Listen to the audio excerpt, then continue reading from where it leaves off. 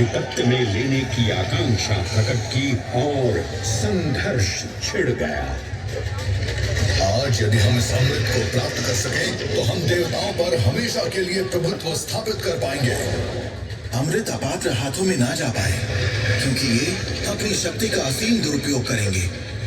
इस अराजकता के परिणाम स्वरूप अमृत की कुछ बूंदें छलकी और पृथ्वी तक पहुंच गई। 4 स्थलों पर स्पर्श हुआ इन बूंदों का। हरिद्वार, प्रयागराज,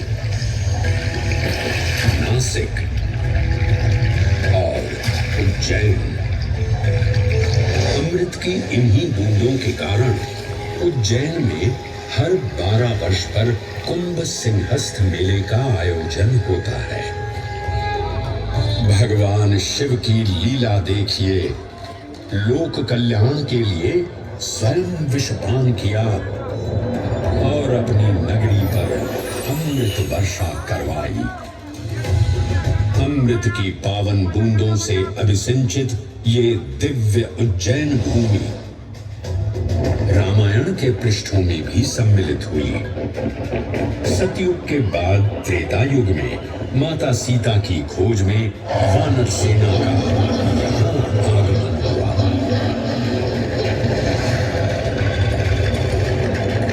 समय की इस यात्रा के माध्यम से अब प्रवेश करते हैं वाल्मीकि रामायण के किष्किंधा कांड में।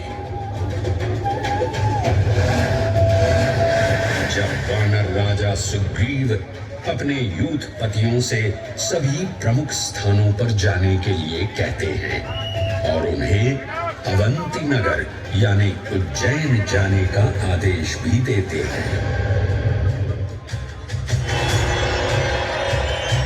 मेखला, उत्कल के क्षेत्र, दशर्न के नगर, आभ्रवंती, अवंती और विदर्भ के राज्य, साथ ही माहिष्का के आकर्षक राज्य में भी पूरी तरह से खोजना होगा।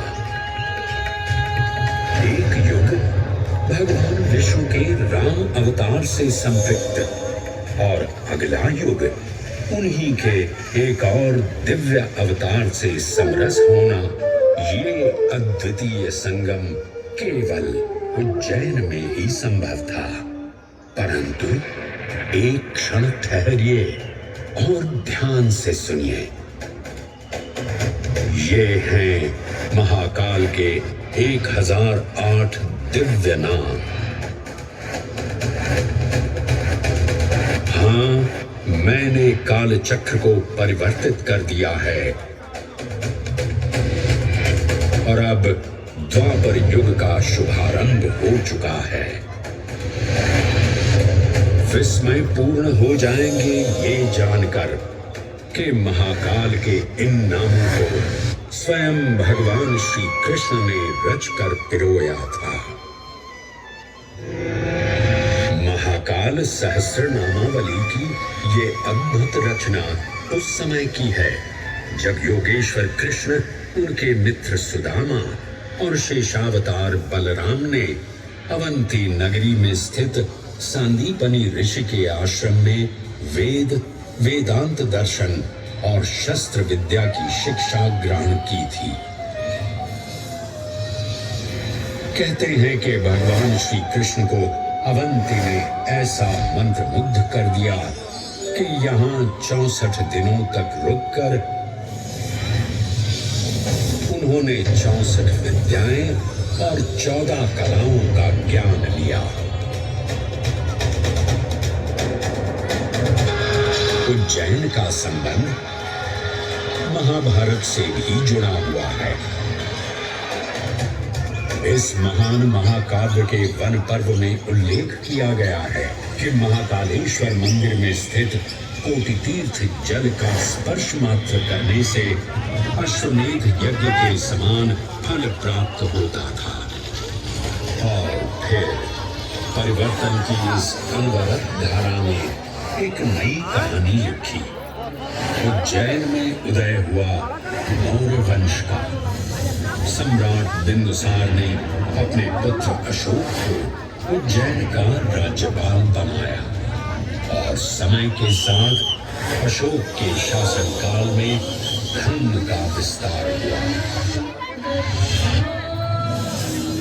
मौर्य वंश के पश्चात विभिन्न राजवंशों, सम्राटों और नरेशों ने उज्जैन की सेवा की। उनमें से प्रमुख मालवागण और फिर गुप्त वंश ने यहाँ राज कर इसके वैभव में वृद्धि की।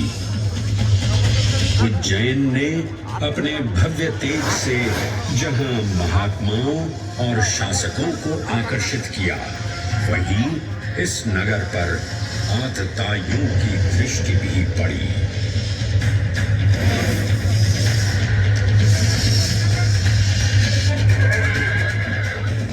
शक मध्य एशिया की खानाबदोश जनजाति थी, जिन्होंने उत्तर पश्चिमी और मध्य भारत के कुछ हिस्सों पर आक्रमण कर अपना शासन स्थापित किया। ईसा पूर्व प्रथम शताब्दी में जब भारत शकों के अत्याचार से त्रस्त था, तब उन शकों ने उज्जैन पर भी कब्जा कर लिया और फिर उज्जैन में उदय हुआ एक तेजस्वी योद्धा, महाराज विक्रमादित्य का। एक तरफ शकों का बल तो दूसरी तरफ विक्रमादित्य का अद्वितीय पराक्रम। विक्रमादित्य की तलवार महादेव के तीसरे नेत्र सी चमकी। प्रचंड युद्ध हुआ। महाकाल की कृपा से शूरवीरों ने शकों को परास्त किया और उज्जैन में गणतांत्रिक शासन स्थापित किया।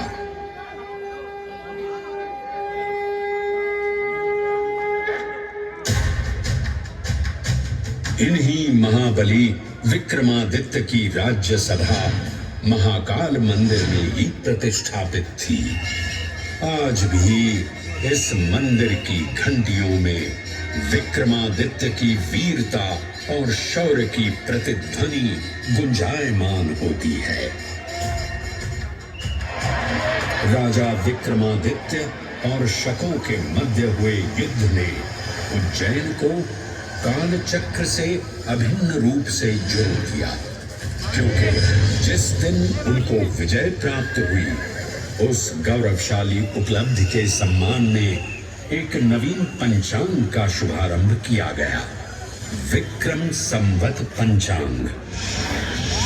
आज भी कई हिंदू पर्व और धार्मिक अनुष्ठान विक्रम संवत पर आधारित हैं।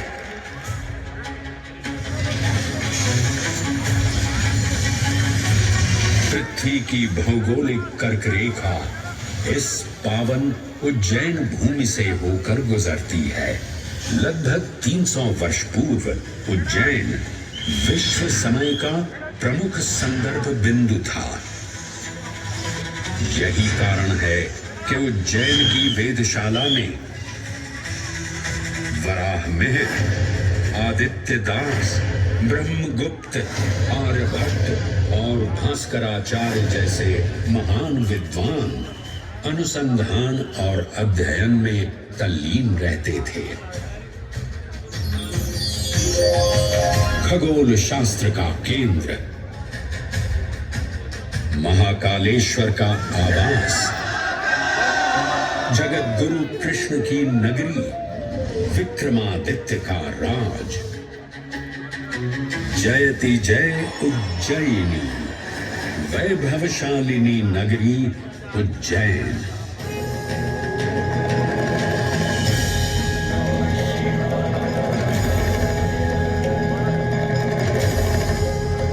श्वासों को शिव मंत्र से अलंकृत कर, मन को भाव की गंगा से निर्मल कर, जो भी उज्जैन में महादेव की शरण लेता है, उसका कल्याण होना निश्चित है। आज सुनी सबने गाथा महाकाल की। दर्शन जिनके दुर्लभ हैं, नमन करे जिन्हें काल भी। चरण में जिनके है बसा, ये समस्त संसार कभी नहीं देखा होगा धरती पर ऐसा चमत्कार।